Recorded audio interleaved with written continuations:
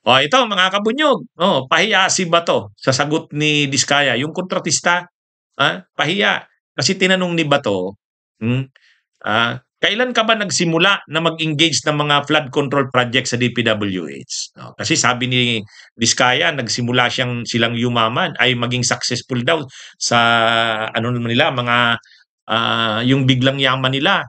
Saan daw nagsimula? Sabi nila nagsimula yun nang nag-ano sila sa DPWH.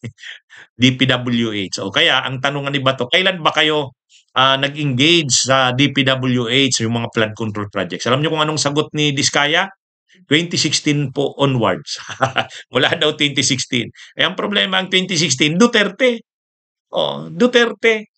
Kaya inulit ni Bato, paki-sure ng sagot mo. Kailangan definite yung sagot mo. Ay sabi niya, opo, 2016. Talagang hindi na nakaimik si Bato, natulala eh.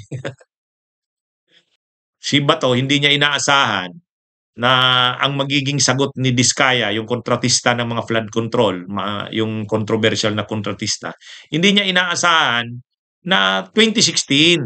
Ay, yung 2016, yan ang simula ni Duterte. Doon pala nagsimula na maging humawak ng maraming kontrata itong si Diskaya sa flood control, sa DPWH. Ibig sabihin na paboran ito sa panahon ni Duterte. Nagpatuloy na lang kay Marcos. Hanggang ngayon. Pero kay Duterte pala nagsimula. Kaya lang, sabi ni Bato, kailan kaya nagsimulang ma-engage sa mga flood control project sa DPWH? Hindi niya inaasahan na ang sagot 2016. Pinaulit niya pa, kisigurado ng sagot mo. Make sure ng sagot ng ano mo, kailan? 2016 po talaga. Wala nang nagawa si Bato. Natulala.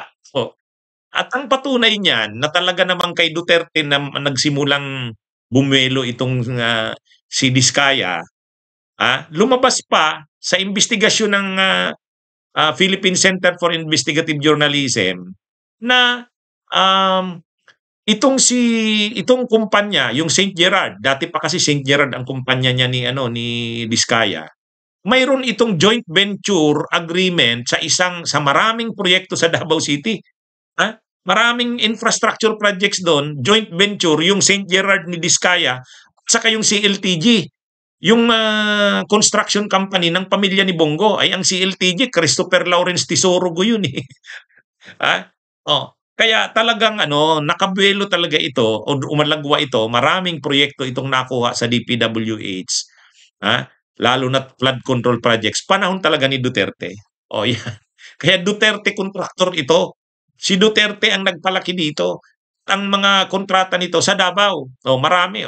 Ka-joint venture nga yung company ng magulang ni pamilya ni Bongo. Yun. Kaya lang hindi inaasahan ni Bato yung sagot na yon na 2016. 2016. Kaya nabigla si Bato, hindi siya makaimik. Ayan. Anyway. Bunyog, bunyog, halikan na kasama ka. Bunyog, kapag buklod ay may pag-asa. Luzon, Visayas, Mindanao, isa ang pananaw. Sa bagong Pilipinas ang bunyog isisigaw.